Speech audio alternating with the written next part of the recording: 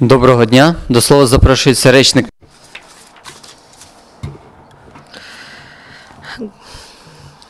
Now the floor is given to Ministry of Defense spokesman on ATO-related issues, Colonel Andriy Lysenko. Good afternoon, dear colleagues. Now, the events that happened during the last 24 hours in the ATO area and also about the training of Ukrainian servicemen. Firstly, I would like to start with good news. And this confirms that today we have intercession of Virgin Mary Day.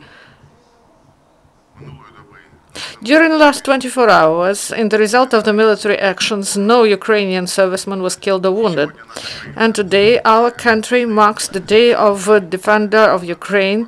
For more than 2.5 years, Ukrainians have been defending their state at different lines. The main is the front line of defense that is in the east, and also the line that is administrative border between Crimea occupied by Russia and Ukraine. So people of different faiths and different beliefs, they got united in order to preserve independence of Ukraine and to defend Ukraine from aggressor. And we will always remember about heroes that gave their lives for Ukraine. We thank and wish good health to every defender of Ukraine for their good service. And now about the areas in the Lugansk area, in Stanitsa Luganska, the occupants violated ceasefire twice during the day and in the evening. In Popasnyansky region, the enemy also delivered shelling of ATO positions during the day and at night. After a series of provocation with the use of small arms, right before midnight, they started to use heavy artillery, howitzers of 152 mm of caliber. They launched 15 shells. The fire was delivered from far distance from the direction of Stakhanova. On the whole, during the last 24 hours in the Lugansk area, there were 10 enemy shellings, including one with the use of heavy weapons. The Donetsk area, there was one relatively heavy shelling delivered by the enemy. It happened in Avdiivka production area. The fire was delivered not from the east, but from the south direction. The enemy used small arms and also mortars of different calibers. The shelling lasted for half an hour. Mariupol area, there the most heavy shellings continue with the use of heavy weapons. At the part of the front line between Vodina and Shirokina, the number of shells launched is more than 200, and the fire is delivered from prepared positions that are at the distance of 5 kilometers. And enemy provocations are carried out with the use of small arms in Mariinka, Bogdanovka, and Talakivka. On the whole, during the last 24 hours in the Mariupol area, there were 14 enemy shellings, including 5 with the use of heavy weapons.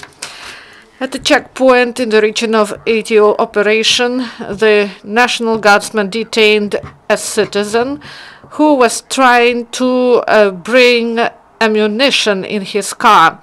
In the course of search, they found 7.62 mm caliber ammunition, grenades, flares, and smoke means. And future commanders of special groups of National Guard had tactical training. They successfully successfully rehearsed the assault actions on the building where imaginary subversive group was present, and each student planned the operation, and for each new commander of the group they changed the conditions in order to avoid repetitions. Also, Mariinsky region court in Donetsk Oblast released one more militant from criminal responsibility who used the program of SBU, They Wait for You Back Home. During April till August 2014, this man was the member of militant groups, and he got disillusioned in Russian world, and he decided to leave ranks of the militants and to return to peaceful life. On the eve of the Ukraine's Defender Day, Southern Ukrainian enterprise prepared a gift for Ukrainian troops. They provided equipment for 79th Detached Assault Brigade. These were 9 units of repaired equipment, BTR 70 was vehicle, Ural truck. Starting from April 2014, the enterprise that is called Южноукраїнські атомні електростанції, Ukrainian nuclear electrostation, repaired 60 units of military equipment and 120 engines and different units.